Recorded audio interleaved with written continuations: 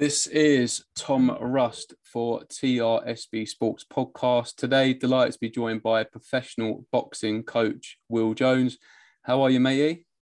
Yeah, very good, thank you. How yourself? Yeah, all good. Thanks, mate. Plodding along. Busy week, busy day? Yeah, very busy week. We're back off a week after my girl Kate's fight. We're back out Friday with another girl I train, D. So and it's a busy day today from sparring to the keep fitters and then rotating the pros. We've got some busy weeks ahead of us. We were just saying as well before we started recording, you try and do a little bit yourself. That must be hard to try and find some time just to go for a run or get your own sessions in when you're coaching so many fighters. Yeah, it's hard work. Like I said to you just now, no one wants to. I want to sort of keep in a half decent shape myself, like I said as well. My missus is pregnant and I'm looking slightly bigger than her. So I want to, I've been getting on a treadmill lately, doing some road runs as well. And yeah, we're all doing the hill sprints this weekend. So I might have to jump in and yeah, otherwise I'm that fat fella in the corner that trains the fighters. Do you know what I mean? Well, that's it. Your missus has got an excuse, but not so much yourself.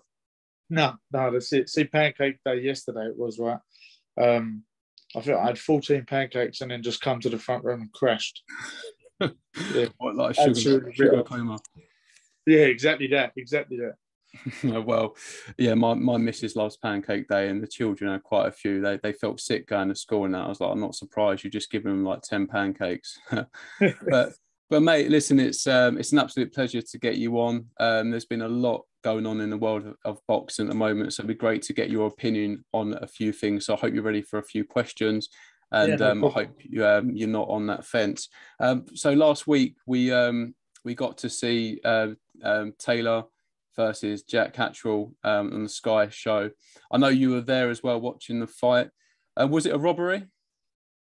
Yes, I believe so, but at the same time, being in the atmosphere, being there was unbelievable. The atmosphere was crazy. And I can imagine that swayed a lot of the judges' vote on scoring. Like, Taylor wasn't landing a lot of clean work and because Jack was spoiling. Let me just say before I start, Jamie Moore and Jack's game plan with Nigel Travis was absolutely spot on. Like, listen, we've been sparring with him, with my young Kazakh boy Talgat striking. We took him up there for a couple of sessions and we was like, I was going through stuff with Jamie and they'd done exactly what they'd done in a fight to my guy. And that game plan was absolutely spot on, like nullifying Taylor from loading up and that with a shoulder defence and then driving the shoulder into him so he couldn't press. I just thought it was great work. Yeah, there was a lot of holding, but at the same time, it completely nullified what Taylor's best at and his loading and building up of combinations and getting the better of someone. And it was really good to see. But back to what you asked, I think it was a terrible decision. Like, being there was even worse because you got a bit of passion because you've helped out someone. You've got a bit of like a passion in their corner and that. And I know Nigel and Jamie really well, but I can understand a bit why some scoring was maybe biased because the crowd reactions to stuff. If you know what I mean? Yeah. Do you feel like, though, at the same time, the judges that are there on the night, they've got to almost put aside the occasion, the fans, the noise, and just look at the actual fight for what it is? I know, I've never done it, so I can't say how hard that is, but do you feel like they should just put that to one side? Because the decisions, some of them, I think it's Ian John Lewis, I've not heard sort of one person come out who is respected in the boxing world and actually say that, they thought Taylor actually won the fight. Oh, yeah, no, 100%. And listen, if Taylor's very honest with himself, I'm pretty sure he sat down with some close friends and close teammates and gone, cool, I was lucky. I got that result. Like, from what I see, I had Jack winning it by two rounds. It didn't go in his favour having a point taken off him.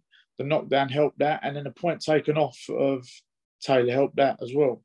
So how they come up with the scorecard, I'll never know. And it's the effect it has on that as well. Like the effect that scorecard has had is obviously the undisputed unified championship, and they've potentially took away a great life for Jack Catterall. Like a real, I don't think he'd ever have to worry about a bill for the rest of his life if he won that. Do you know what I'm saying? Yeah, like, they've killed that. They've killed that. 100%. You know, he spoke a lot about, you know, the fight that, you know, he was doing it for his family, his friends, his team. You know, you said earlier, you know him very well. And obviously you're around fighters, you know, day in, day out. So, you know, for him to sacrifice all the things that fighters do, train incredibly hard for that, and go there and in a lot of people's opinion, win the fight. You know, he must be, you know, in quite a, you know, I don't know, difficult place at the moment. You know, you see 100%. fighters after defeats. You know, what do you reckon he's going through at the minute? I just think he's this. I can imagine he hates boxing at the moment. I can imagine he absolutely despises the sport. And he probably, I guarantee he's rewatched that fight 100 times. Listen, there's been like, I've seen comments on that on Instagram, Twitter, and that, like, rewatch the fight with no commentary, rewatch the fight mute, like, and you'll see a different fight. Listen, that it doesn't matter. Like, that fight, he won that night. 100% he won that night.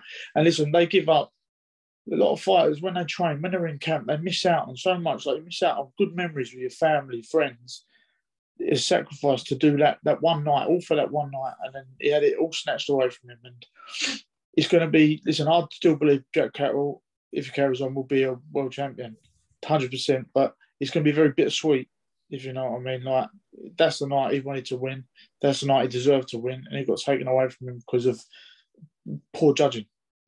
That's the thing, you know, in 10 years' time, people only see a result. They probably don't remember the fight as much. No, it looks like Taylor's going to move up now. So I don't know what's going to happen. They did speak post-fight as well. I think when you get like Adam Smith come out and, you know, Ben Shlom, you know, the organisers of the event, and come out so soon after the fight and basically say it's a wrong decision, I think that speaks volumes as well. Oh, massively. Like, it's big of a promoter to say that as well, because there's like you said, they don't remember the fight itself, they just remember the result, but then they also remember what promotion it was on. So like, people sort of brand scorecards with the promotion that they're with. Do you know what I'm saying? Like people, like, you never see a home matchroom fighter lose or something like that. It'd always be like that sort of saying with it, and people would like slate the promotion with it. But yeah, like for Ben Shalom and Smith as well, to say that, fair play to them. Like, they come out straight away, said exactly what they think. Nothing can be changed now. Like, the British board are investigating it. Nothing. There's going to be no result reversal. It's going to be either a no contest. I don't even think that will happen. I do think the British board will back their judges, to be fair, and the world will have to just carry on. Yeah, I wanted to get your opinion on that, because the British Boxing Board of Control, you know, have come out and said they're going to investigate. Ben Shlom said there needs to be an inquest. We saw only recently on a Frank Warren show, lad get hit when he was down. Hamza and Bradley Skeet. That's the one. Yeah, nothing obviously happened. But yeah, like you said, I think I agree. I can't see anything changing. And even if he gets the rematch, it's going to be a different weight, and, you know, the same opportunity is not on the line anymore. Yeah, that's it. And like, listen, as much as it was a great Jack Catterall, it wasn't. It was a flat Josh Taylor as well. A very, very flat Josh Taylor. It's probably like, we see Josh at your call a week before the fight, watching Lee McGregor, or a week or two before, and then we see him at the weigh-in. It can look like a different person. If he said he cut that weight easy, he's lying. Like, there's no way. He was in a lot. He looked rough, really rough, very, very thirsty. And in terms of like Ian John Lewis, what do you think should happen there? He's got to explain his scoring. Like, I don't think being a judge shouldn't be. I think there's got to be some sort of boxing background really on judging. Like, I think judging should be, a lot of ex-fighters should be getting into it. Not that they probably want to, but there's got to be some sort of explanation behind your scoring as well at the bottom. maybe, or something to back up what you've written, rather than just gone 10-8, 10-9, 8-10. Like, there's got to be some sort of better. I explain yourself. Why did you score it like that? Explain why you did. And I can guarantee some judges, they're watching a fight, they look down, they've missed some intricate moment in that fight, in that round, and scored it the other way. Do you know what I mean? Small things like that play a big part. And they should have to explain themselves, definitely. It seems as well, I've got into boxing over the last 10 years a lot more. It seems like it's just blown up over that period. But it doesn't matter what show you're watching. It always seems like, you do see the same faces at every sort of show you watch as well. Do you feel like there should be some sort of like fresh blood, if you like, in the sport? Yeah, definitely. Listen, the sports everything's developing, everything's getting better. We're going with the times. There's going to be boxing on apps. You're going to be able to watch it wherever in the world you go. Like, there should be a system to pass you into the judging. Like, I definitely think ex-fighters should do it, because from circumstance being in there, like how rough the fighter on top is giving it to the other guy. Do you know what I mean? I think there's definitely be a lot of ex-fighters doing the judging system, and like I said, the explanations of why you scored that round like that. Also, as well, we had Michael McKinson on the channel a little while ago to talk about his up and coming fight in America against Virgil Ortiz. And he's not known for knocking anyone out. He's awkward. He normally goes the distance. He must have been watching that. And I'd imagine he agrees with the general sort of feeling about the fight. But if you're going into such a huge fight like he is, do you feel like a part of him probably thinks that I could go over there, have the fight of my life like Jack Catterall did, and come away the loser? Yeah, that's going to be that's going to be a thought in the back of a lot of people's heads now, especially these big fights. Like, they're going to be saying like you've got to put performance in these big shows anyway, on these big fights. But they're going to have to, a lot of people are going to be looking for a stoppage to do it. And then for some people like McKinson, he's not a knockout artist. He will box your head off your shoulders all day long. He's the most awkward fighter I've seen, I think. Like, he's great, but there's not. I don't want. He shouldn't have to lose his style to look for his knockout just to convince judges that are scoring badly. Do you understand? Like, it's a bad way. Bad way. It's that thought in the back of a fighter's head shouldn't be that. It should just be giving me their what they're used to, what they're good at, rather than looking for a knockout. It's dangerous. Yeah, even on his first matchroom show, I think he was the away fighter, and I think it was a split decision in the end, if my memory serves me correctly. Even then, he was saying, he knew he won the fight convincingly, but for that moment, he was thinking, "Am I about to be robbed on such a big opportunity for him?" Yeah, do you know what? When the minute they said split decision, I took my cousin boy Tal, who had been sparring Catterall. We took him up there as a treat. We went with our friend Robbie, manager of my two girl fighters, and Josh Taylor's friend. Now, me and him looked at each other, and I went, "This is going Taylor's way." As soon as they announced that, I went, "This is going Taylor's way," and then it did straight away. Like, the minute that was a big sinking feeling for us. Now, I can imagine how Jack Catterall felt. And after the fight, was you able to speak to many, just generally the people that were in the place, the Scottish fans? Did you speak to many people after the fight that had it? Yeah, we was like, so we're in the seating area, and we're surrounded by Scots, and Tal's got a little sparring him. He's got a little bond with Jack Catterall. Jack got knocked down. Tal jumped up and down screaming. I've looked at him like, making his seat you. But then, like, listen, they all agreed, like, that was close. Like, I don't know if he got that. Everyone had the sort of same feeling.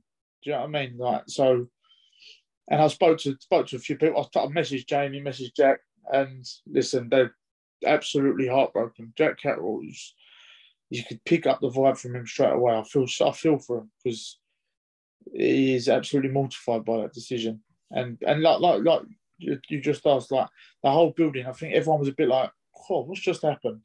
Like, it was so for Taylor, walking out the atmosphere, looking around. I've got video on my phone, and it was unbelievable. But then After it went eerily quiet and everyone just got out there.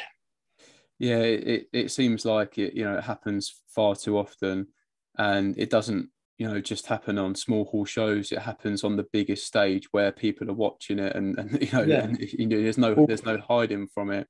you can But see, what's it? I don't know if you've seen on social media, O'Hara's been putting his 2 bit in. not yet. O'Hara No, gave my boy. what's he Um, said? well, so O'Hara and Jack had a close fight, and many people, even myself, thought O'Hara nicked the fight, and the decision was given to Jack. So O'Hara was saying his bit. He's just saying, "Look, now you know how it feels. You've got me of a decision."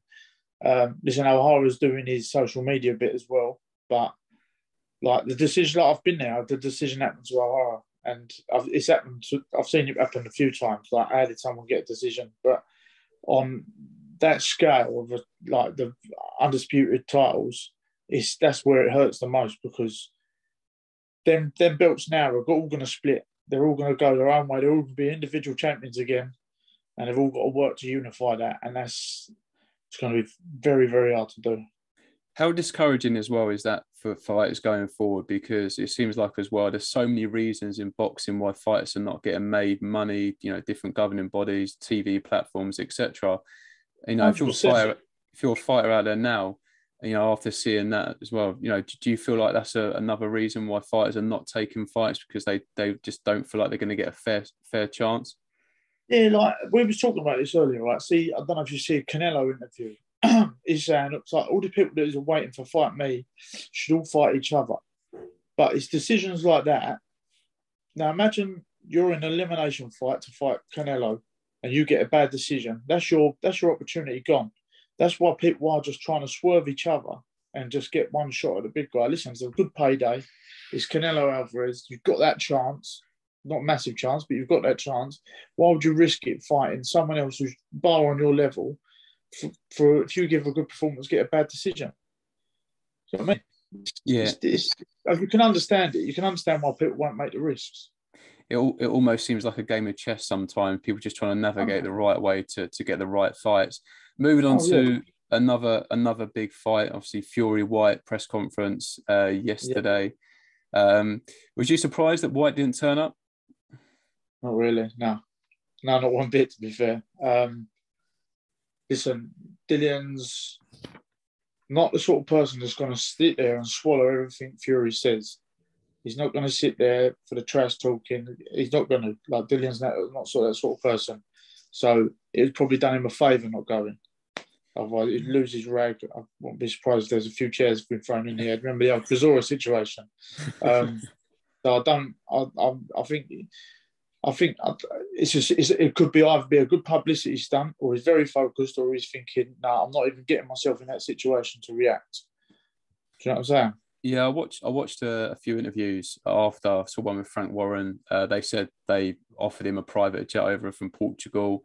I know Eddie Hearn's had a lot to say as well. I'm sure he doesn't like being the B-side. Well, I suppose he's not even involved. I know you said he'd be involved as much as Whyte wants him to be. But do you feel like for the fans that have been there from day one, he owed it to them to turn up?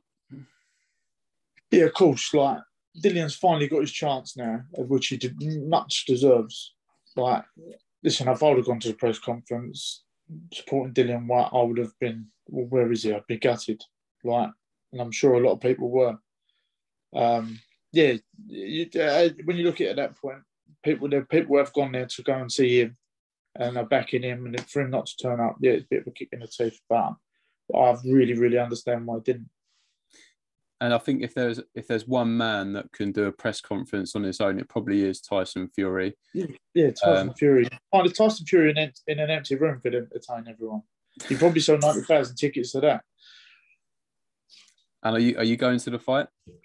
Yeah, but so my missus is on. Come out today, didn't they? She's straight on there. She's gone, look at the queue. She's like, I think she got 16,000 in the queue, and it went down, and she got some tickets today. There's a little treat for me.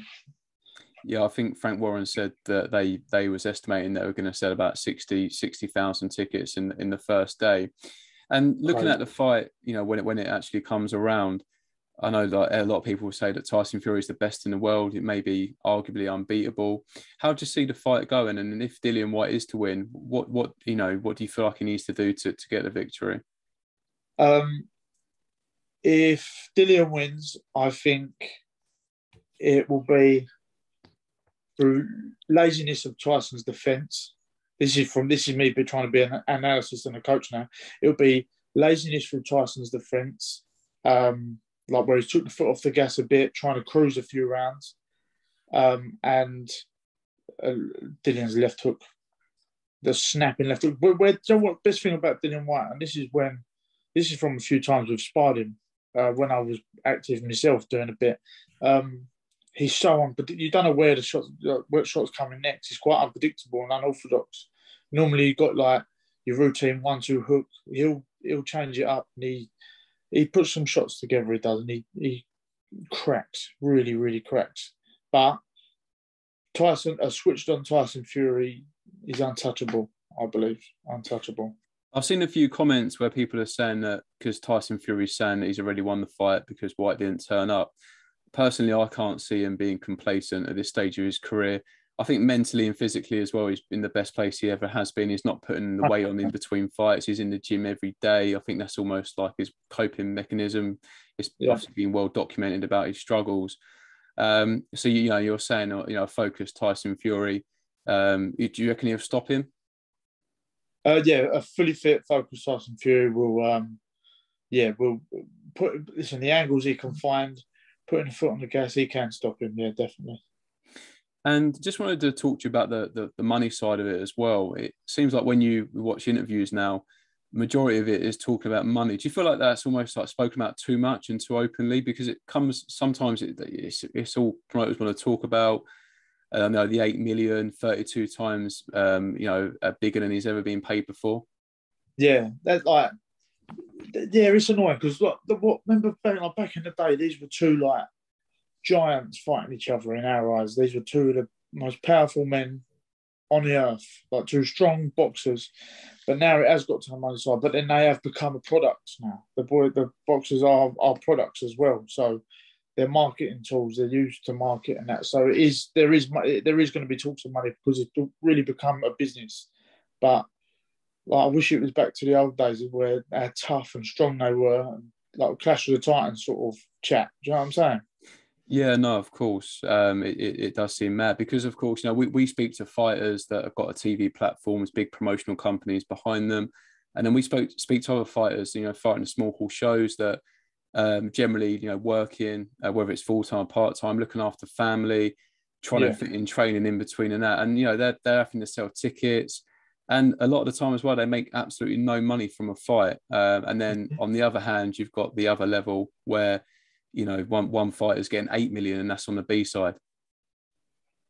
I would, if I was Dillian Whyte and they offered me 1 million and I got to fight Tyson Fury for a world title, I would snatch it out of their hand. The money wouldn't bother me. Like as much for a product you'll make that money back. You'll make as much as you want if you nick that title.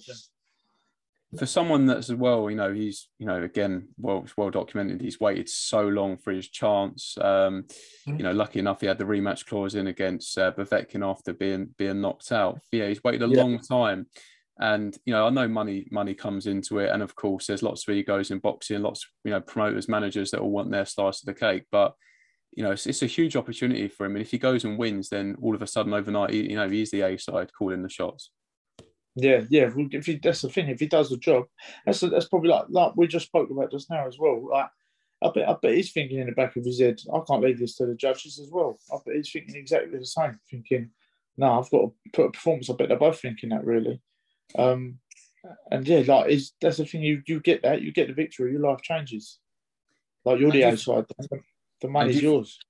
No, it's a huge opportunity and huge financial reward as well. And do you feel like in time you regret not going to the press conference? Who he will? No, because it's a lot that spoke about before the press conference even come on. We was all talking in the gym. Look, he's not going. So all he's doing is building up hype and generating money for him. Like Tyson Fury, did he say after, I'm retiring after this fight? I didn't see him say that. I saw couple of a posts. few little posts about it, and absolutely no way is that guy retiring after this fight. But that's hype. That's why them tickets have sold out in a day. Do you know what I'm saying? People like, this is live fight. You'll go and see it.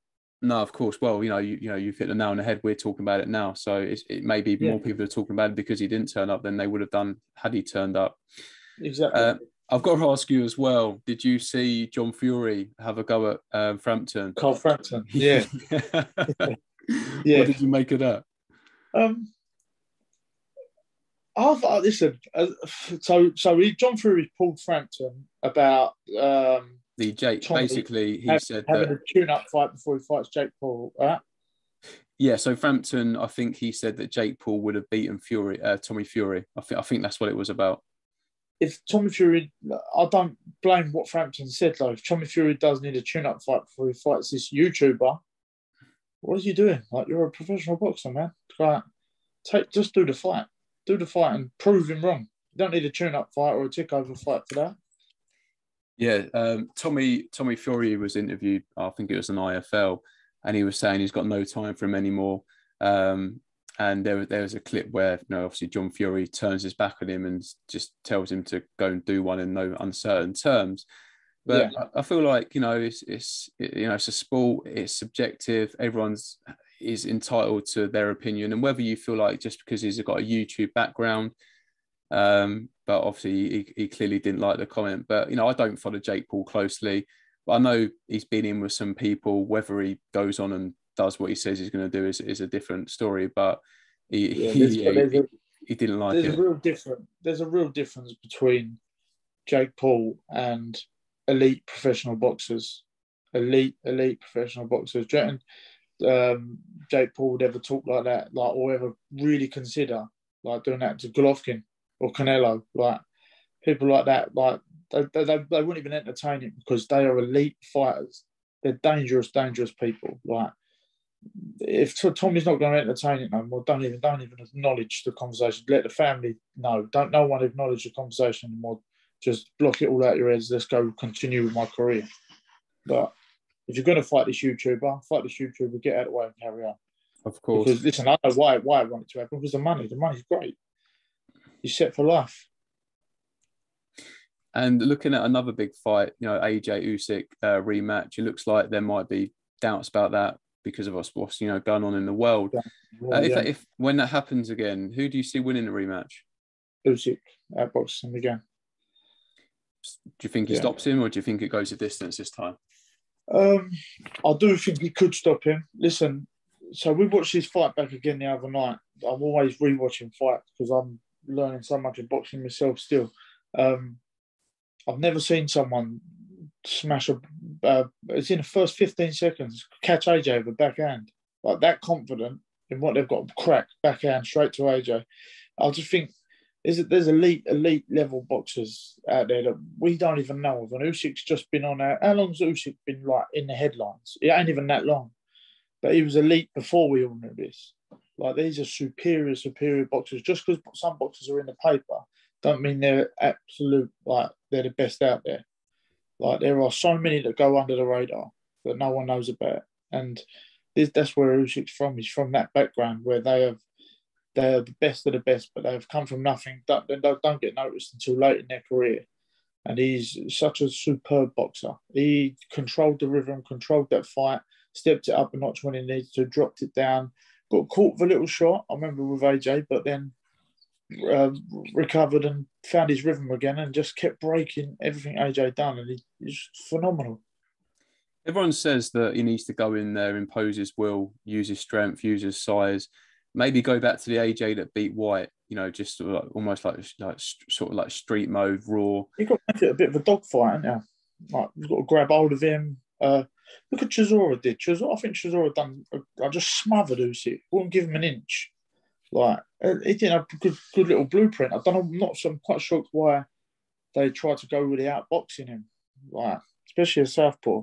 I don't know why you think you outbox a good, fast feet southpaw. Go and make that ring a phone box and smother him.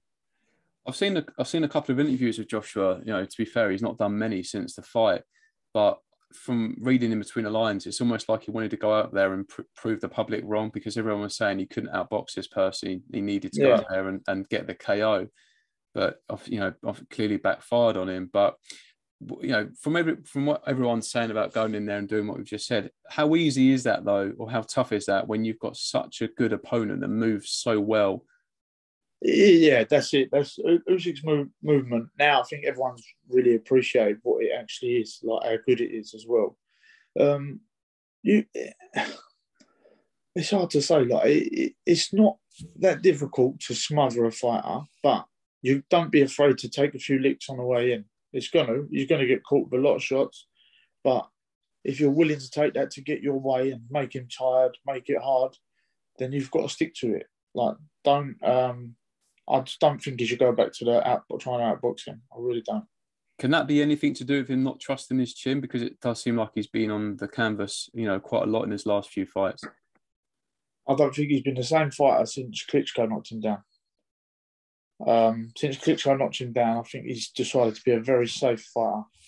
And you see that with people. Like I've been with people myself. They've been dropped or something in sparring. They really, really try and play a safe spar. And it does affect you. It really does. And like I said, since Klitschko dropped him in his fight, I don't think he's been the same fighter at all. Yeah, because I remember watching the, I think after he won the Ruiz 2 fight, I think he then beat Pulev, didn't he? And he had him hurt, and he almost looked like he let him off the hook for a couple of rounds. Yeah, to stay safe. And your opinion is more valued than mine for obvious reasons, but it just looks like he's almost like caught in two minds sometimes. Yeah, whether to commit or not, and you can see that in his boxing. You can see that, the way he presses, like full extension of the jab, like is always a bit tiny, that bit safe range, not in range to get that good shot. You can see that with a little footwork. He won't overcommit to stuff. And I think it's because I really do believe since he got dropped by Klitschko. And how much pressure, do you feel like he's probably feeling going into this fight? I know it's not been announced yet, but he's got 2 defeats on his record. He's got, this opportunity to get his belt back. He's got, the whole nation, watching him. He's obviously got Matchroom, Eddie Hearn behind him. And, he's used to being the A side, calling the shots. So how much pressure do you probably feel like he's going to feel going into that fight? Oh, the pressure's massive. Absolutely massive. Like everyone's eyes on him. It's the only person I've really seen that documented on who's his trainer, with now, who's that, what's he doing, why is AJ here, why is AJ there? Like, I've never seen something like that before. And at the same time, do you know what else has added a lot of pressure? Usyk going to war, because now Usyk's a hero in everyone's eyes. Yeah. And it's just, listen, no one wants that war to be happening, but Usyk's going to be he's going to be absolutely loved for fighting for his country. Not that it shouldn't be happening in the first place, but he's going to be absolutely adored by everyone all over the world for coming out of his professional sport and going back and fighting for his country. So they're doing. Yeah, it's crazy, and I couldn't agree with you more. It's a sad situation, and hopefully they can get it resolved and sort it out. But I think you're absolutely right. Seeing pictures of him online, wearing all the gear, it sort of puts sport into perspective, I suppose, as well. We've talked about winning and losing money, but when you've got that going on, it does sort of put things into perspective. Oh, massive! Yeah, there's people arguing over purse bids, but then there's in another country outside the world, there's people, innocent people getting killed and blown up. It's crazy. Yeah, crazy. Couldn't agree with you more. Just a couple of other fights as well I'd like to get your opinion on and your preference. No, we've had Kell Brook Khan finally, after about 100 years of talking about it. It was funny because I was watching a few old IFL interviews the other day, and they were talking about him like 3-4 years ago, and now we finally had it. Who would you, if Kell Brook does decide to continue, who would you like to see him fight next? Do you like the Eubank fight? Do you prefer the Ben fight? The Ben fight. I think the Ben fight. But before I say that, I think Kell Brook, call it a day there. You've got your win that you wanted that's been at the back of your head your whole career. Call it a day there. But if anything, the fight that would be exciting to see would be the Ben fight, definitely, because they are both stubborn fighters that come to fight, and the improvements that Conor Ben's made would make it a very, very good fight. It would be incredible. I think another one as well that would, has been spoken about, maybe at a catch weight, Ben Eubank, because of the history, the dad's fighting. Yeah, of course. Would you like to see that one? Yeah, that just purely for that, the pay-per-view card to say Ben versus Eubank. Yeah, no, of course it would be incredible to see both dads there as well. I saw an old clip of Ben actually earlier on Instagram winning, years ago now. So yeah, it'd be great to see both their sons get it on. I suppose different stages of their career though. Eubank's 32, but it seems like we still don't know how good he is. I don't know if you'd agree with that. Do you know what? When Eubank done his first fight back, who did he fight? His first fight back, and I thought, "God, what's happened to him? He's gone this Roy Jones sort of style of boxing." And I've always rated Eubank on his punch volume and output, and he'd outwork absolutely anyone. But then, when he fought Williams, and then the little flash shots and beautiful little inside uppers shots that worked, but then I don't know, like he sort of went on the back foot a bit. Like, listen, Williams is probably the worst person in boxing you should give momentum to. Like, he got back in that fight a bit, and then it's I don't know, it's just a dangerous thing to do. But he's still a bit undecided on how good he is, Ben Eubank. I mean, but the adaptations that he's had with Roy Jones now I see him as really good. But I do miss that guy who just used to relentless pound the life out of someone on the ropes. Yeah, when I was watching that fight, when he had Williams hurt, I was sitting there thinking, okay, you've just got to finish it now, because Williams did go down with some people say quite sort of soft shots, if you like. And then post fight interview as well, he said he could have stopped him at any time, and I was just sort of thinking, well, if you could have done, surely you would have done to make a statement. They don't get paid for overtime.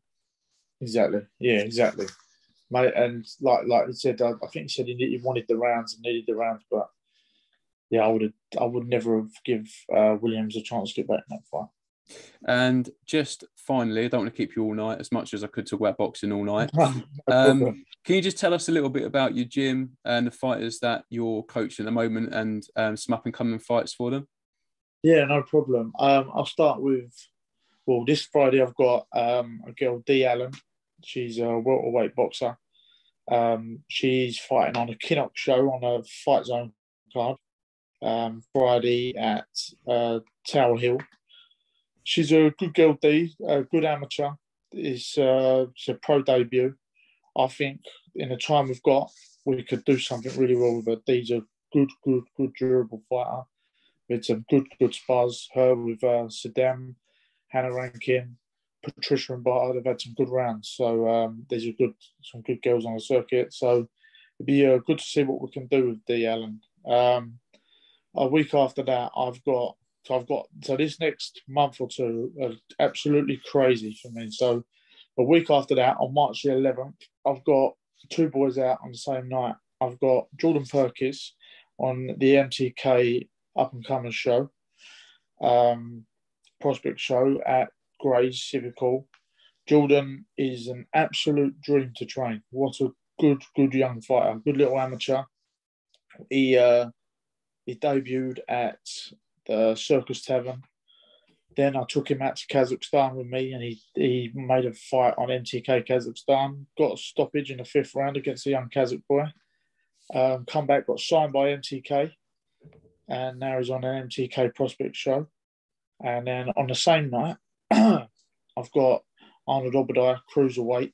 He's going to be on Frank Warren on the same night on the show at the York Hall, March the 11th. So Arnold's very, very exciting. Very much an Okolie style, but a bit of flair and a bit of flash about him. So he's going to be very exciting. I do think Arnold can go really far. He's a very good prospect. And then I've got, a week later than that, I've got Sonny Ali on the David Avanesian Frank Warren card with Hamza Suarez on it and Jez Smith. Sonny Ali's 3rd fight under Frank Warren. 2 good wins so far. He's a young boy. Sonny, he'll go as far as he wants. Sonny, the more he dedicates, I do believe if Sonny adapts and dedicates himself to the sport correctly, he could get to world level, 100%. A very, very, very good super lightweight fighter. He could do something. And then a week after that, You weren't lying. You are a busy man. So yeah, very busy. So a week after that, I've got Cheyenne O'Neill on a Kinnock show, an Irish amateur girl who's won more amateur titles than I've had at dinners. Like absolutely crazy. She's about 4 foot tall though, like little pit bull, but very, very good. She's out on a Kinnock show in Scotland. And then a little bit after that, this is you'll probably send you a sleeper, Will. But week after that, I'm off to Kazakhstan for my boy Talgat Sharken's MTK Kazakhstan fight. He's the WBC World Youth Champion. Absolutely phenomenal talent. He's 21 years old. He's held his own in there with Catterall, holds his own in there with Conor Benn. We're getting some good Conor Benn spars at the moment. And listen, after every spar, everyone comes around to me and goes, "Where did you find him?" Because he's phenomenal. I was very lucky to get them over with me, the Kazakhstan boys, but they are elite amateurs. You'll never see discipline and boxing like it. And what they're doing is branching their best amateurs out around the globe, some trainers, and then getting them noticed because there are just not as many pro coaches in Kazakhstan itself, so they're pushing them out. And they're just elite. So he's definitely one to watch, Talgat Striking, because he is a young Golovkin, but and he's 21. He's just a monster. Yeah, so and big statement, and obviously confident in his ability. Oh yeah, massive statement. Honestly, give him a look up, have a watch of a couple of his fights because he is phenomenal. Love to get him on, mate, at some point. Yeah, definitely. Any of the stable will come and talk to you. Last but not least is O'Hara Davis. I've got him out, London, Probellum show, signed there. I can't remember the date. I think we've been given a date, but it might be moved. We should be getting our rematch with Ismail Barrows. Not rematch, it moved over the match because we was in Dubai to fight Ismail Barrows, and they had some visa issues, so it's been moved to here. So we should be getting that fight, and then see where it goes. Because now these super lightweight titles are up for grabs, so there could be something in the pipeline for O'Hara if he gets a win in the next fight. Yeah, I saw the fight. It looked like a posh version of York Hall, a very sort of different atmosphere, but it looked that place was someone's car garage. Oh really? I've never seen cars. I've never seen cars like it.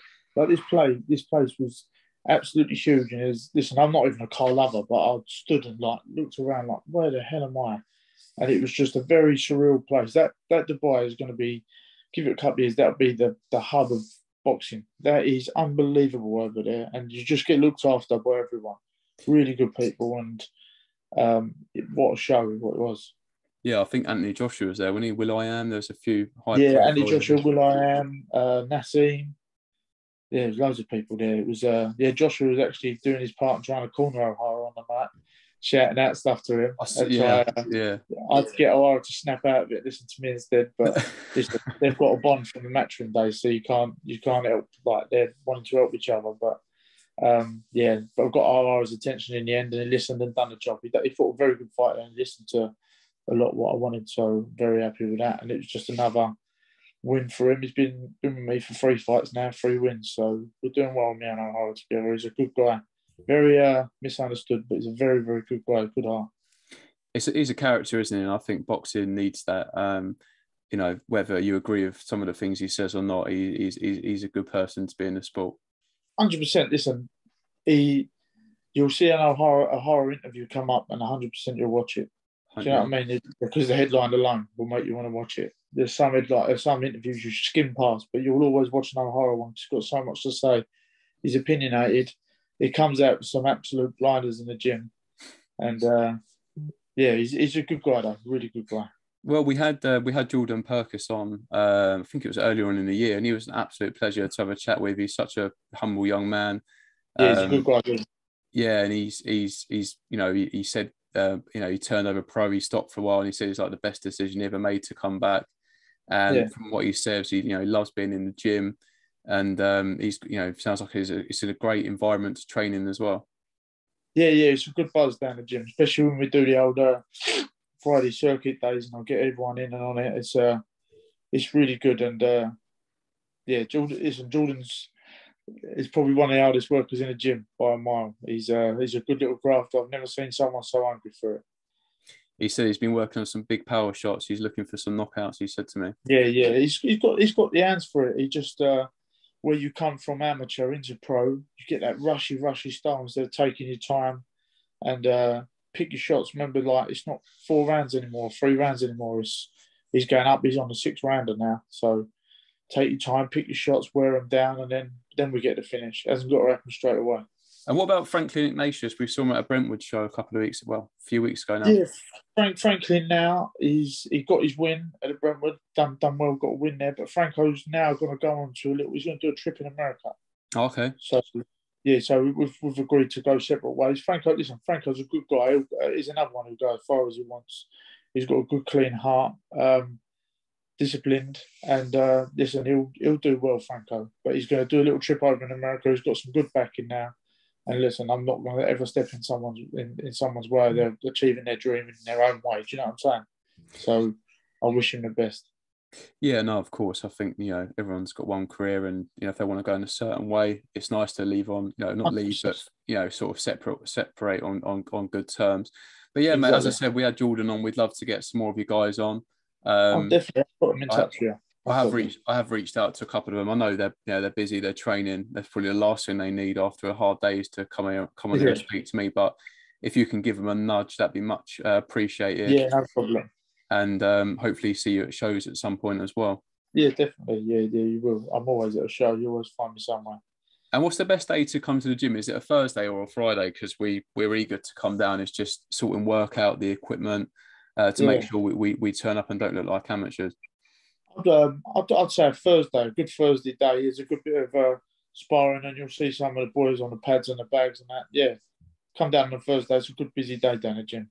Yeah, I know Boxing Royalty, Kyle Draper was down the other week and he was very impressed. I think he was watching Jack spar Jordan. Yeah, he watched Jack and Jordan spar. Yeah, that's it. Very good spar, that. Very good spar. How's your tracksuit? Is it all right or is it falling apart yet? No, it's all right. This is why I'm on a treadmill, because that tracksuit was tight on me. So that's why I'm on a treadmill. Yeah, I'm not the size I once used to be. Well, listen, mate, it's been an absolute pleasure to get you on, to get your opinion on a few things that's going on in the boxing world and a few things that are coming up. Anything else you'd like to add? No, just listen. If you could, anyone who watched, just give the boys a bit of support, a follow and that, and especially the new boys and girls, because they're just starting their career. All support's much appreciated, and just get behind the stable if you can. Yeah, no, 100%. All right, mate. Well, all the best to yourself and your missus. When's she due? August. Oh, okay, a little while ago. They get the fights out of the way until then. I just imagine you like in the corner, like 9th round. I've got to go. See you later, mate. Yeah, with a baby strapped to my chest. That's it. Yeah, I can't wait. Cannot wait. Oh, perfect. All right, mate. Well, all the best to you both, and we'll catch up again soon. Thank you very much. Cheers, mate. Thank you. Have a good evening. Cheers, mate.